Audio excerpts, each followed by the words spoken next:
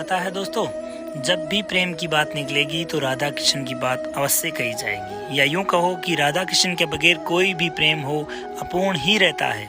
हम सभी ये बात जानते हैं, किंतु क्या था उनके प्रेम में ऐसा जो इसे महानतम स्तर पर ले गया। तो आज हम इसके बारे में चर्चा करेंगे। यहाँ आपके समक्ष प्रस्तुत किए जा रहे समस्त विचार मेरे स्वयं के हैं। इनका किसी भी व्यक्ति विशेष, सजीव अथवा निर्जीव से कोई संबंध नहीं है। अगर संबंध होता भी है तो केवल एक संयोग के अलावा कुछ नहीं होगा। राधा कृष्ण के प्रेम को जानने के लिए सर्वप्रथम तो हमें प्रेम को ही समझना चाहिए, अन्यथा राधा कृष्ण को समझ पाना अत्यंत कठिन है। प्रेम एक ऐसा ढाई अक्षर का शब्द है जिसे सुनते ही एक रोमांच अथवा उत्सुकता का संचार अपने तन बदन में व्याप्त होने लगता है। एक ऐसी अनुभूति छाने लगती है जैसे स्वर्गलोक का आनंद मिल रहा हो। प्रेम है ही ऐसा। ये संपूर्ण जगत जब परमात्मा ने बनाया तब प्रेम बनाया, और तब से लेकर आज तक सृष्टि प्रेम के माध्यम से ही चल रही है। प्रेम के बगैर एक पल भी संसार का चलना संभव नहीं है। सूरज धरती को उष्णता प्रदान करता है, जिससे ये जीवन फलता फूलता है, ये प्रेम है। पुष्प खिलते हैं तो वह भी प्रेम है। आप बीज का एक दाना बोते हैं तो उससे एक बड़ा पौधा बनकर बहुत से दाने फलस्वरूप प्राप्त होना ही प्रेम है। एक माँ अपने बच्चे को जिस तरह संभालती है, दुलार करती है, यह भी प्रेम है। रात्रि में हमने देखा होगा चंद्रमा शीतलता प्रदान करता है, तो यह भी प्रेम है। इस संपूर्ण जगत को देखोगे तो पाओगे कि प्रत्येक जगह प्रेम के अतिरिक्त कुछ है ही नहीं। प्रेम ही परमात्मा है और प्रेम ही है जीवन। प्रेम के बिना इस जीवन की कल्पना करना तो असंभव है। यही है प्रेम। पर क्या सही में हम लोग प्रेम को जानते हैं? तो ना चाहते हुए भी उत्तर देना पड़ता है, नहीं, हम बिल्कुल नहीं जानते। प्रेम को अगर जान लिया तब तो इस विषय पर चर्चा करने की आवश्यकता ही खत्म हो जाएगी। लेकिन अक्सर देखा गया है जिसे लोग प्रेम समझते हैं वह सही अर्थ में प्रेम है ही नहीं, और यही एकमात्र सत्य है। कई एक मनुष्य तो प्यार को ही प्रेम समझते हैं, कोई मोह को प्रेम समझता है, कोई आकर्षण को प्रेम समझते हैं, पर प्रेम को कोई नहीं समझता। अधिकतर लोग तो मोह और प्रेम में अंतर तक नहीं कर पाते। इसका कारण भी है, बहुत ही सूक्ष्म रेखा है प्रेम और मोह के बीच में। इसी कारण से लोग भेद नहीं कर पाते, प्यार और प्रेम में अंतर नहीं समझ पाते, और प्यार को प्रेम समझने की भूल कर लेते हैं, जबकि दोनों में काफ़ी अंतर है। प्यार लेना जानता है, उसमें एक चाहत होती है, मुझे ये मिल जाए, मुझे वो मिल जाए, मेरे लिए ये कर दे, मेरे लिए वो कर दे, जबकि प्रेम में कोई चाहत नहीं होती। प्रेम तो देने का नाम है। प्रेम में इंसान मर मिटता है अपने प्रेमी के लिए। उसका सबसे बड़ा उदाहरण है मीरा, जिन्होंने अपना आप को कुर्बान कर दिया कान्हा के प्रेम में। वह है प्रेम। लोगों को जब किसी के प्रेम से उम्मीदें होने लगती है तो वह मोह है, जबकि प्रेम में कोई उम्मीद होती ही नहीं। चाहे वह मिले अथवा ना मिले, पर कोई उम्मीद नहीं होती। बस अपने प्रेमी के लिए जीऊं और मरूं, यही एकमात्र ध्येय होता है प्रेम में। अगर आपको अपने प्रेमी से कुछ भी उम्मीद है तो समझना वह प्रेम नहीं है, अपितु मोह है। जैसा कि धृतराष्ट्र समझ रहा था दुर्योधन के प्रति उसका प्रेम है, किंतु था मोह। मोह में अगर उम्मीद सफल ना हो तो प्रेम में परिवर्तन आने लगता है और घृणा में परिवर्तित हो जाता है। तो वह प्रेम के साथ जो परिस्थिति के अनुसार बदलने लगे, वह प्रेम नहीं मोह होता है। प्रेम तो स्वतंत्रता में बसता है।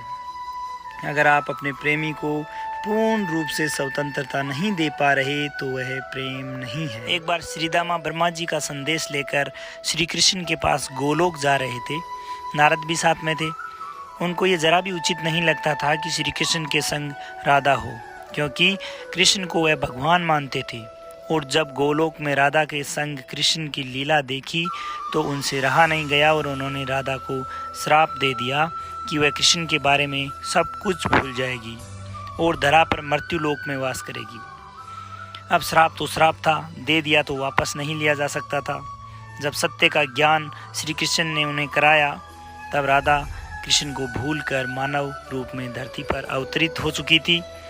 कृष्ण से जाते वक्त राधा कह गई थी कि अब कृष्ण को ही उन्हें अपने प्रेम का अर्थ समझाना पड़ेगा, और श्री कृष्ण धरती पर मनुष्य रूप में आए और प्रेम का सही अर्थ और परिभाषा दी। राधा को तो कुछ याद ही नहीं था, इसलिए श्री कृष्ण को ही सारी कोशिश करनी थी। पहले राधा का भय दूर किया लीला के माध्यम से, फिर मोह दूर किया, फिर घृणा जिनसे क्रोध उत्पन्न होता है वह दूर किया, और आखिर में कृष्ण ने स्वार्थ दूर करके राधा के माध्यम से हम सबको प्रेम से अवगत करवाया। राधा और कृष्ण का प्रेम एक सच्चे प्रेम का सर्वश्रेष्ठ उदाहरण है हम इंसानों के लिए। उन्होंने सिखाया कि अगर प्रेम हो तो ऐसा करो, वरना आपका प्रेम ही नहीं है। प्रेम और मोह, प्रेम और प्यार में अंतर करना सिखाया। राधा तो वह नाम है जिनसे प्रेम परिभाषित होता है। राधा वह नाम है जिसके माध्यम से श्री कृष्ण को पाया जा सकता है। राधा के बिना श्याम का कोई अर्थ नहीं है, इसलिए तो राधा का नाम हम पहले लेते हैं, और राधे के नाम से मनुष्य तैर जाता है, क्योंकि प्रेम के माध्यम से ही परमात्मा को प्राप्त किया जा सकता है। ऐसा नहीं है कि अगर कोई लड़का या लड़की एक दूसरे से करे वही प्रेम है। प्रेम तो किसी से भी किया जा सकता है, चाहे वह पत्थर हो, फूल हो, पौधा हो, पेड़ हो या अन्य कोई। प्रेम के लिए साथ रहना ज़रूरी नहीं, प्रेम तो बस हो जाना है। अगर कोई बोले कि मैं प्रेम करता हूँ तो वह प्रेम है ही नहीं, क्योंकि प्रेम कोई करने की चीज़ नहीं है। प्रेम तो बस महसूस किया जा सकता है। प्रेम एक ऐसी भावना है जिनसे अपने अंदर के समस्त विकार छूट जाते हैं। यही है प्रेम। देखना, आप अगर किसी से सच में प्रेम करते हैं तो उनकी कोई भी पीड़ा हो तो आप भी पीड़ा महसूस करोगे। अगर वह खुश है तो आप खुशी महसूस करोगे। प्रेम तो हर हाल में अपने प्रेमी को खुश रखने के बारे में ही सोचता है। यह है प्रेम जो राधा कृष्ण का था, मीरा ने कान्हा से किया था, नरसिंह मेहता भगत ने कन्हैया से किया था, तुलसीदास ने श्री राम और हनुमान से किया था। ये होता है सही अर्थ में प्रेम। अगर आप किसी मूर्ति से प्रेम करते हो, चाहे वो किसी भी भगवान की क्यों न हो, तो वह भी प्रेम होना चाहिए। प्रेम माने संपूर्ण समर्पण। प्रेम का अर्थ है प्रेमी की खुशी।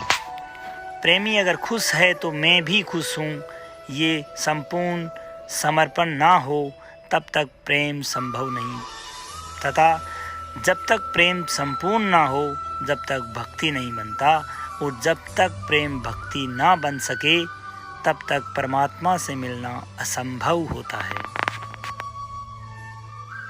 हम रोज सूर्य को देखते हैं। कभी सोचा धरती को उष्ण करने में वो खुद जलता है, पर कभी उसके बदले में कुछ धरती से मांगा? पुष्प खिलते हैं, कोई उसे तोड़ लेता है, पर कभी उसने कुछ उम्मीद रखी? बादल मेघ बनकर बरसते हैं, तो क्या कभी कोई उम्मीद रखी हमसे या धरा से? नहीं ना।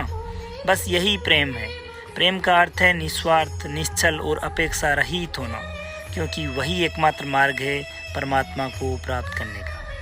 पहले किसी के प्रति आकर्षण होता है, फिर जब आकर्षण बहुत बढ़ जाता है तो प्यार में रूपांतरित हो जाता है, और प्यार में पागलपन की हद हो जाए तो वह प्रेम में परिवर्तित होता है। जब प्रेम की पराकाष्ठा आ जाए तो वही प्रेम भक्ति बन जाती है, और वही भक्ति परमात्मा से मिलन करा देती है। इसलिए बोला जाता है प्रेम ही परमात्मा है। प्रेम में कोई नाम नहीं होता, ना ही कोई रिश्ता होता है। वह तो बस प्रेम होता है जिसकी कोई डेफिनेशन नहीं होती। प्रेम तो बस जिनसे किया उनके प्रति संपूर्ण समर्पण होता है, चाहे फिर वह सही हो अथवा गलत। हर हमेशा अपने प्रेमी के साथ ही प्रेम का लक्ष्य होता है, और यही गुण थे राधा और कृष्ण के प्रेम में। विवाह भी नहीं किया, लेकिन फिर भी प्रेम था। जैसे पहले कहा, वैसे ही प्रेम में कोई रिश्ता होने की आवश्यकता नहीं होती। प्रेम तो बस जीने का एक ढंग मात्र है, और यही है सात्विक प्रेम, जिसमें ना कोई छलावा, ना कोई स्वार्थ, ना कोई उम्मीद, ना कोई परिस्थिति, बस एकमात्र प्रेम ही था राधा और कृष्ण के बीच में। तब ऐसे में शरीर भले दो हो पर आत्मा तो एक हो जाती है। यही असली प्रेम का अर्थ है। इसीलिए हम राधा कृष्ण बोलते हैं। अकेला राधा अथवा कृष्ण नहीं। तो प्रेम से बोलो राधे राधे।